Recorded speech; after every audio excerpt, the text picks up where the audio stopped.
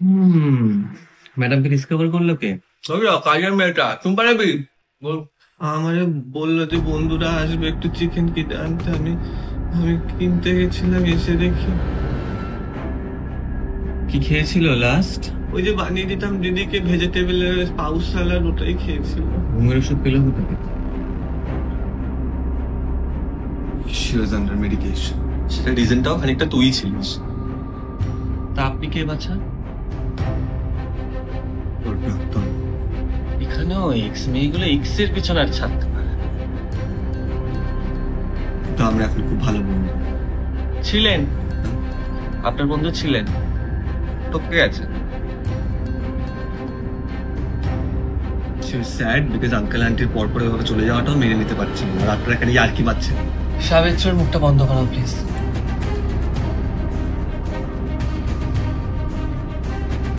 ইয়ার্কি তো আপনারা মারছেন।